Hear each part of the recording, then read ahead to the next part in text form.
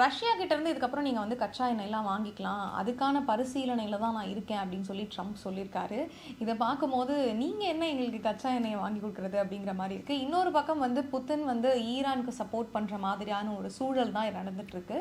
இந்த சூழலில் வந்து அமெரிக்கா தரப்புலேருந்து ஒரு சில விஷயங்கள் வெளியாகிட்டுருக்கு. அப்போ வந்து கச்சா எண்ணெயினுடைய விலையேற்றமோ இல்லை கச்சா எண்ணெயினுடைய தட்டுப்பாடு இருக்குது அப்படிங்கிறதுனால நீங்கள் வந்து ரஷ்யா கிட்ட பேசி நான் உங்களுக்கு வாங்கி தந்துடுறேன் அப்படின்னு சொல்லி அமெரிக்கா சொன்னால் புத்தின் கூட வந்து ஒரு ஒப்பந்தம் கிரியேட் ஆகும். இதுக்கப்புறமா வந்து புத்தின் அவர்கள், அதாவது ரஷ்யா வந்து ஈரானுக்கு வந்து இதுக்கப்புறம் சப்போர்ட் பண்ணாது அப்படிங்கிற மாதிரி வந்து யோசிச்சு இந்த விஷயத்த சொல்கிறாங்களா அப்படிங்கிற கூற்றிலையுமே வந்து சமூக ஆர்வலர்கள் வந்து ஒரு சில விஷயங்களை சொல்லியிருக்காங்க.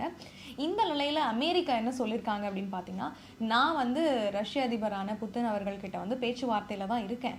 நான் வந்து அவர்கிட்ட வந்து இந்த தடைகளை வந்து தகர்த்தலாம் அப்படின்னு சொல்லிட்டு நான் யோசிச்சுட்டு இருக்கேன் அப்படின்னு சொல்லியிருக்கேன். இதுக்கப்புறமா ரஷ்யா கிட்ட இருந்து உங்களுக்கு கிடைக்க வேண்டிய கச்சா எண்ணெய் வந்து டைரக்டாக கிடைச்சிரும் அப்படின்னு சொல்லியிருக்காங்க.